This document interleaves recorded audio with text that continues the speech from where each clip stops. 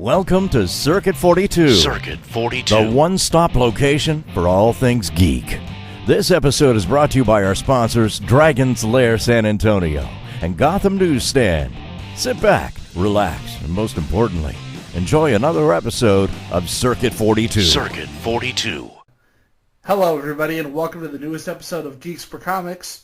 I am here with special guest, comic artist Mike Deodato Jr. Mike, how are you doing today? Doing good, thank you. So, for those who don't know, those 5 people the world over who don't know who you are and what do you do? I'm a comic book artist from Brazil. I've been doing comics for American markets since 1991, mostly at Marvel, but I've been doing for every single company out there, and meaning that I'm old, very, very old.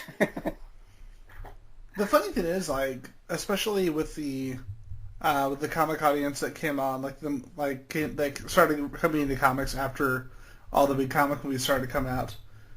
And a lot of the people I knew, including myself, actually, at the time, because I was younger, I thought your first book was actually Amazing Spider-Man with Straczynski. I had never got a chance to see any of your previous work in the 90s until I actually saw the work you had done on Amazing Spider-Man.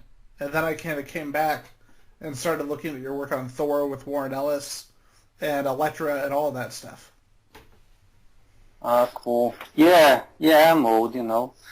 You have to do some research and do some digging in the pyramids and stuff. But it's been a long career, but I still love what I do. I work every day, and the only place I really feel complete and happy is in front of a drawing board. So, what are speaking of that? What are some of your favorite works that you've done in your career? Because you've done a lot of comic books. Well, I actually love what I did on Star Wars recently. I never was a big fan of the movies, but when I started drawing it, I loved it. I felt very comfortable. But I think my favorite is our original scene. I think I put something original there. So that's my favorite. And that was just recent. That only came out in the last couple of years. Yeah, I hope I keep improving every year, I hope. Oh, definitely. Now, we're going to actually go back to one of your first books, and that was actually Beauty and the Beast, because I was a huge fan of the TV show with Ron Perlman. I think that was actually one of the first things you did, right? Yeah, I was... Before that, I did the first work for USA was Santa Claus for Malibu Comics, and before that, I did a lot of work for Brazil only. But Beauty and the Beast was great to do it because I was actually learning how to draw using airbrush. You can see that. My art progresses while I'm doing every issue, because I was actually discovering how to do that stuff. I couldn't. I was just starting, so when an editor asked, "Oh, can you paint?" Of course I can. Then I had no clues. I had to find out how to do it. It was done. I did I was doing 1 page in a day and a half. It was completely painted, and it was crazy. I remember not sleeping for a couple of days, and I remember also my because I was breathing all those colors. My nose fluids were in color too. Oh. Yeah, it was disgusting. That was possibly the greatest description I've heard on the show of the work process. I know it's bullets for colors. Yeah, I remember they sent me video tapes. Those ones that you have to put in a, and I had to watch every one of them, and I would take pictures of the screen. I was in front of the screen. I would freeze the image. I would take pictures of every scene I was interested on drawing, and then I would send it to what's the word? Review the photos. Well, if I remember, the publisher was Innovation. Yeah, I would send to. I would get the photos in paper so I could draw looking at the actually pictures, because it was hard for me to draw in front of TV. So it was hard, but it was fun. I loved that time. It was not much money, but it was very, very fun. I had. Because it was the time I left all of my real jobs at advertising and newspaper, and I was only working on comics and making a living off comics. So it was a great time for me. Yeah, because from what you said, you started relatively young in the comics field. I mean, you look back at the stuff that you were doing with DC, with Wonder Woman and Mighty Thor, and like something I noticed, kind of going from your work on Thor, Wonder Woman, and looking at your work around the time that you did started working on Spider-Man, Incredible Hulk. Well, when you came back on to Incredible Hulk, there was definitely a change. Like, it went from a style that in many ways could be described as, to coin the phrase from the publisher, it could be described as more of the extreme style, to something almost photorealistic. Like, what was it that made you want to change that, or was it just a kind of a natural evolution? Yeah, as far as a mix of a natural evolution, and also it was something that I thought through, that I had to change what I was doing, because in the end of the 90s, my art was not good at all. I was working too much, and I actually had lost the love for comics. I was sleeping only 4 hours per night. Oh, wow. And it was crazy. And then I took the decision. I had to improve my drawings. I had to work less, make less money, but I'll have in the future it will be, I'll be rewarded. I'll get sorry for my English, but it's not a problem, man. It will be worth in the end. So that's what guides me till today. I always take a decision based on if I'm going to be happy drawing. That's why I refuse the offers from other companies and decide to stay at Marvel, even making less or sometimes. But I'm happy, and then I think it's been working. And it was actually a mixture of the style I did in Brazil in the 80s. It was very photorealistic, with the style I absorbed from Image Comics. It was very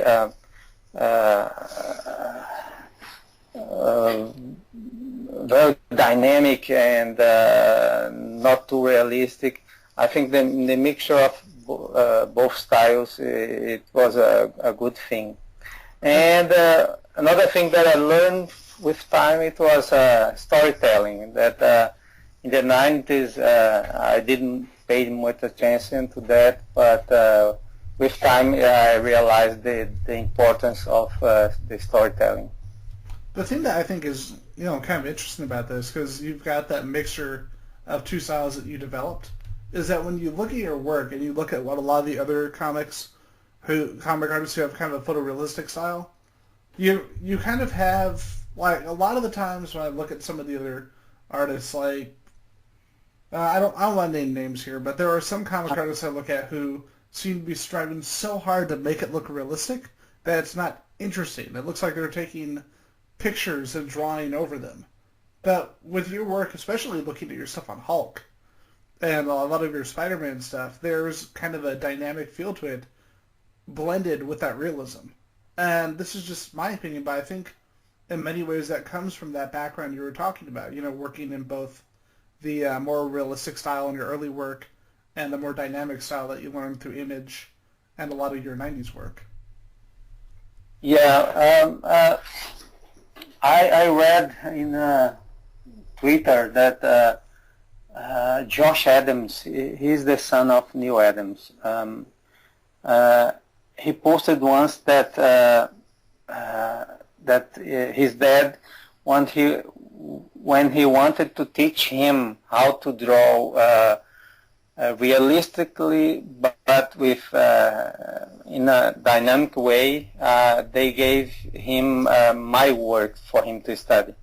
I was so proud of to read that, because Neil Adams is my idol. So if he's trusting on my work to teach his son, it was so best than any prize I would ever get.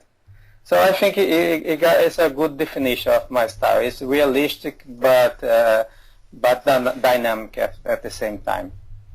See, and that's what people strive for, and that's a huge compliment. I met Neil Adams a couple years ago. Like, I met him on 2 separate occasions, and the man is an icon. Yeah, like you said, he's your idol, and as an artist, he's just amazing. Like, he created. I told someone asked me how to describe his style, and I said the man created the modern comic book art style in the 1960s. Yeah, he's a force of nature. I was recently I gave an interview speaking about my time on Continuity. I drew, I think, 4 or 5 issues for him. It was the first time I was nervous doing anything in comics, because I was working for my idol. And man, back then I think it was one of the most creative moments of his career. And his career is full of creativity. But at Continuity, he created a whole universe with every character, so great names and origins, and he would take care of everything. It was like Image Comics made by one guy only. Exactly. So that's just insane when you think about it, Yeah, he's a great inspiration for me.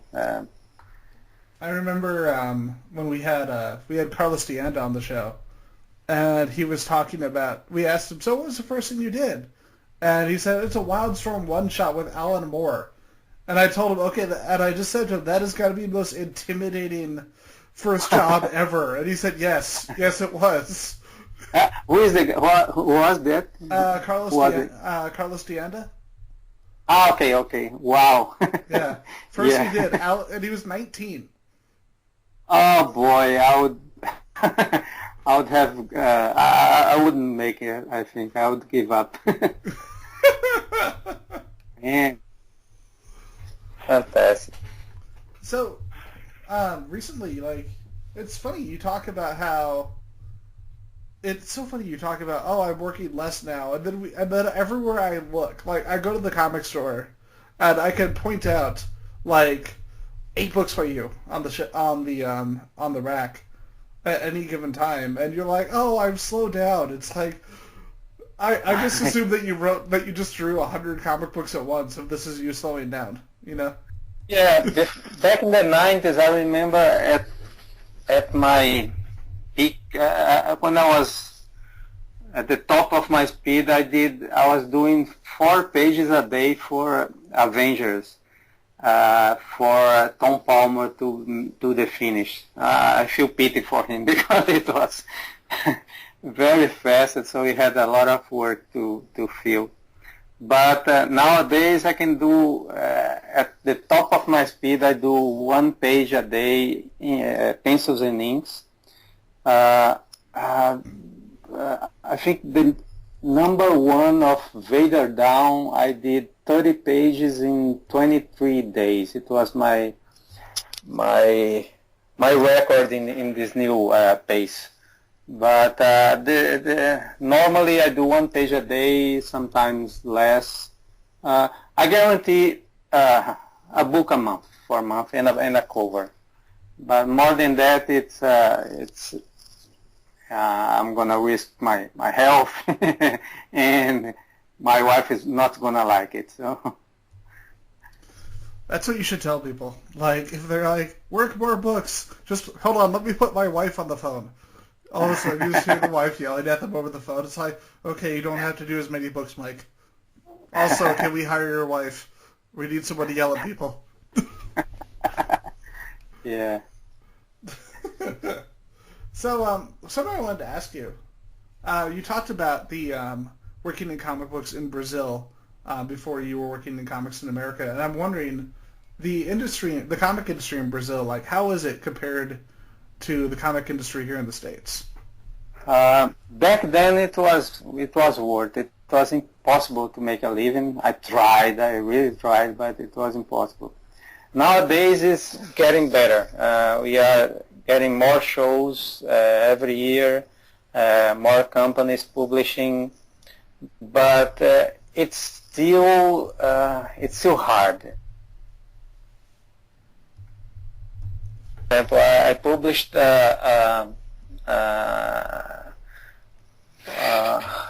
what's the name? A creator-owned book by a company in Brazil last year. And it was such a pleasure to do it, but there is almost no money in the end. If I had published the same book via Image, I would make as much money as I do at Marvel. But it's getting better. It's getting better. People want to buy, and new. Creatively, it's a fantastic moment in Brazil. So I think things are going to be better. Our market is a mix of European with American. I think not much superheroes, more albums and stuff. But I think creatively, we are in a better position than European stuff, because I love European comics, but I think since I think they had their prime in the 70s, end of the 70s with Metal Hurlan, but now they are kind of stale. And Brazil, so many good stuff. It's fantastic. It's very inspirational for me. I was going to say, when you mentioned French comics in the 70s, definitely, when you had Mobius and Richard Corbin. Oh yeah, yes, it was too much. It was too many great geniuses. So it's hard to repeat the same thing. It's like in football. We have only one Pelé, and it's hard. But of course, there are fantastic comics out of Europe yet, and even in America with Image Comics, those creator-owned stuff is so great. It's the market is changing in USA too. We live we are in a transition. I think we are getting back the the public we lost for other media, like the movies, the video games, the internet. We are getting them back now because of the superhero movies, and I'm curious to see where are we going with that. We're just at a really cool place right now because you've got a bunch of people getting into comics, and at the same time, you've got so many companies just doing a lot of interesting stuff. Like, there's so many options for people now than there ever was. Like, you know, because if you look at the 90s, a lot of those big sales were because of the variant covers and a lot of the things that were coming out then.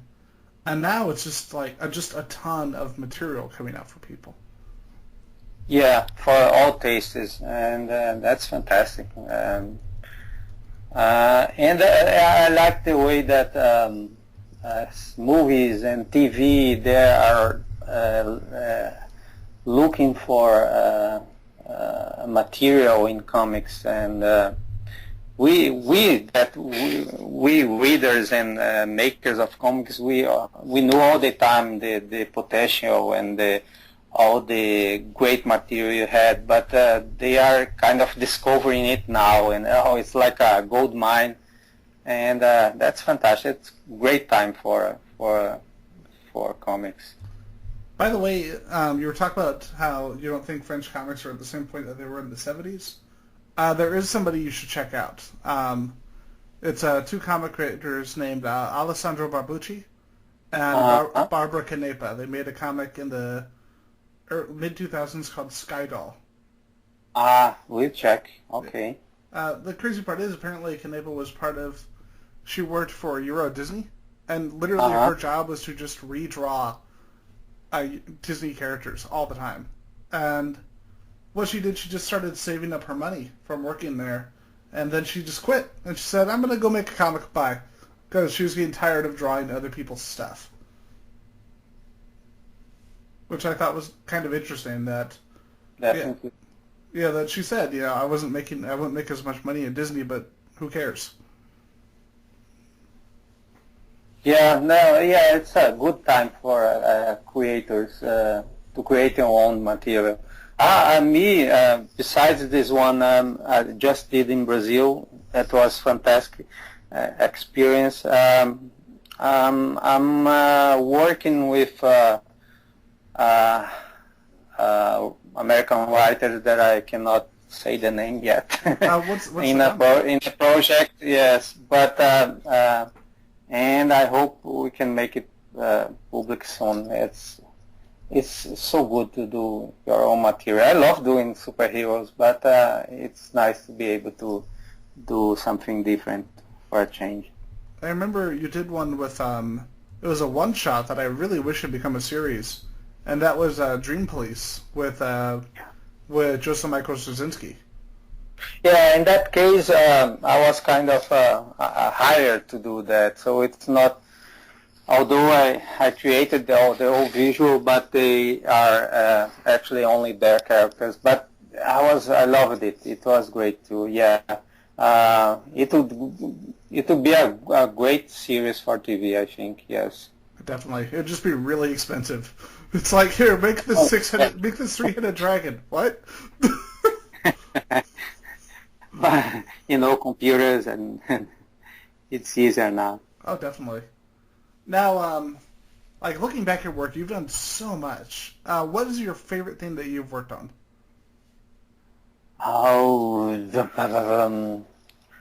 Well, man, so many stuff. The favorite thing I did, it was this book I did in Brazil last year. The name is Quadros, that means panels. It's some 14 short stories in a unusual format. There is one of the stories is called Vicious Circle, and it's about a drug addict, and he's trying to get out of his vicious.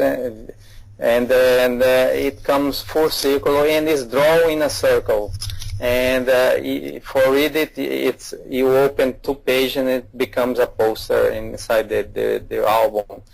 And because I had not much experience in writing and long stories, so I tried doing small ones, short stories, and I think I did very well. And I'm very proud of this work. I'll try to see if I can publish in English too. That would be awesome. I gotta say, looking back, I think just recently I actually read the Thor work you had done with Warren Ellis. And I've got to say, like, while I do have a preference for your work as it is now, like looking at that, like every image in that book was just so striking, and that book was so different from anything else from Thor at the time, because at the time we had gotten used to Walter Simonson and his run, and it's a fantastic run, but like when we went to what you did with Ellis on Thor, it was just so dark for the character. Like even now, like looking back at it, that book is like shocking. Yeah, man, I loved that. He made us. It was like a horror story. It's not. They are not gods. They are aliens. But the way he described it, it was so scary. I loved it, and that whole opening with him dying and fighting those zombies. It was fantastic. I wish I could do it now. I could do better, but it was such an honor to work in that script. I became a instant fan of Alice, and only 10 years later I had the chance to work with him again. The guy sorry. But it was a great storyline. I'm sad they didn't continue with that same concept. It was great. I think the next thing you did with them, correct me if I'm wrong, was actually Thunderbolts, right? Yeah, 10 years later. Yeah. And the guy it's a great writer. And it does not pay much attention on describing the scenes or it's like he trusts the artist to do his thing, and because the material is so good that he doesn't need to put much of his finger on the art and stuff. He trusts us, so I think it's for example, Alan Moore is great, but I heard that his writing is like reading a novel with every detail, and but Warren doesn't pay much attention to this. It's like he trusts on his this material is so good I don't need to. I'll leave it to the artist. There is no way he can ruin this. I remember I remember kind of looking, because I was rereading some of your stuff before we did the show, and one of the big things that really struck me going back to the Thor with him was I can't remember the name of the girl, but there's a scene where Thor is kissing this blonde girl, and the way that you've got the panels set kind of jagged, I noticed his hair is actually moving with the panel. Like the blonde hair is actually moving the panel. And I think it was Enchantress, I guess. Yeah, it's such a cool page, and I was wondering if you from a storytelling perspective, if you did that on purpose, to where if you follow the way the hair moves, it actually goes along with the panels. Yeah, I probably did intentionally. It was I wanted to make a good thing, because it was a period of time where I was working too much and I was not satisfied. When I saw this great script, I wanted to give the best I could, but of course the deadlines came, by the end of the arc, I was already doing things on a rush, and but I like the two first issues. I think it was very well done, I guess. So speaking of which, you talked about working with Ellis and how much he just trusts the artists to just tell their story. Now, speaking of that, who is your favorite writer that you've worked with as an artist? I love Bendis. Bendis is my favorite by far because I have this kind of chemistry that I don't know. I just I love his work. I complain a lot with films about the too many panels and just for fun. But I know that's his trademark. Those conversations, those moments where I have to draw people talking and eating and apparently doing nothing, but I know that it's part to build the characters. It's where you know them so it's fantastic, and we have a very good relationship. We are not like because of cultural difference. It's not like I'm great friends, but I really like the guy. I've been in his house once, had dinner there. He's one of the most gentle guys I have met. He's very he would do anything to help even if you don't ask him. And he's a great writer. So we have this relationship. I always feel comfortable working with him. That's why I love Bendis. That's just so cool because, talking to you and hearing you talk about Bendis, in my opinion, I'm going to fanboy a little bit. You are one of my favorite artists in comic books. And thank you. You're welcome. And talking to you and hearing you talk about Bendis, both of you guys are just so, so successful, and it doesn't seem like either one of you has let that get to your head at all, and that's just a really cool trait that more people should look at and kind of try to bring that to themselves. Oh man, let me give you. I have said that in other interviews, but one of the things he did for me without me asking, one day he said, hey, what do you want to draw at Marvel? And I start to think, send me an email with a list of things you would like to draw. Okay. And I'll send to the editors. So I made a list with dinosaurs and werewolves and everything I could. And I forget about this, and years later, I bumped into this email, and I realized I had drawn everything of that list.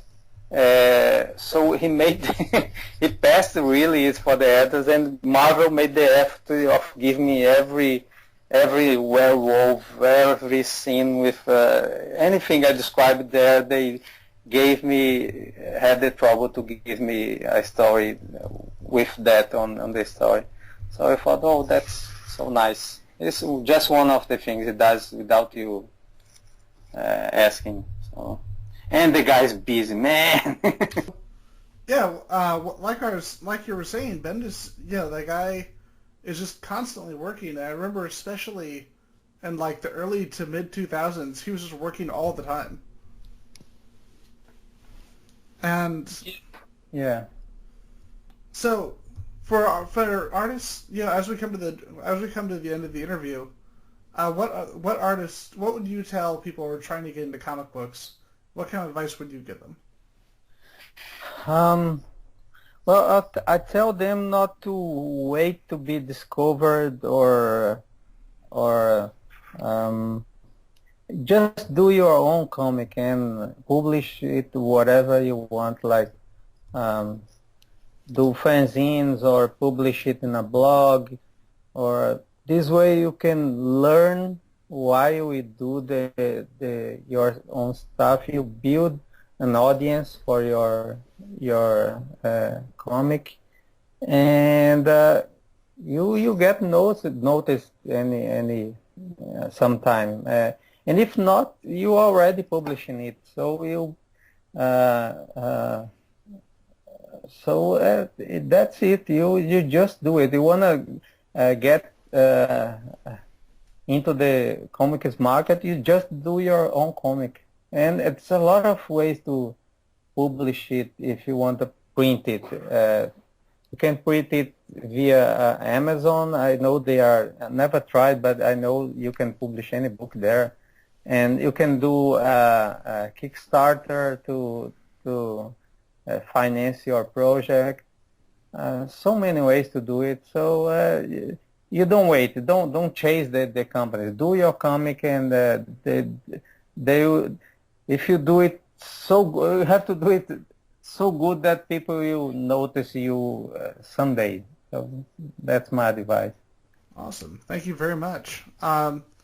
Now, before we bring the interview to an end, is there any project that you're doing right now that you want to talk about at the show? Oh yeah, I'm working with Bendis again. It is Invincible Iron Man. I'm doing 5 issues. It's the arc that before Civil War II, and it's like coming home after a long trip, working with Bendis again. I feel very comfortable. A lot of action, and I'm working on the designs that Dave Marcus created. They are great, and it's a great project. I think it's gonna be a huge success because Civil War I was a hit, and Ben is doing this one. I think there is no way to go wrong, in my opinion. That is too cool. I'm definitely looking forward to checking that out. I know a lot of people are, especially with the new movie coming out. So before we bring the show to end, where can people find you? Like if they want to check out more of your work, or do you have a website or anything like that? Oh yeah, I have. I'm on Facebook, on Twitter. I have a Tumblr too. I'm on everywhere. I'm on Instagram. So just look for my name. I'll be there. And if you talk to me, I'll respond. I always respond. I don't have hundreds of thousands of followers, so I still can talk to every one of them. So I'm there. But right now, there is a guy that is running a series of posts in a Tumblr called what's the name? Comic Book Artist Evolution. I'm reposting it on Tumblr. It covers my entire career.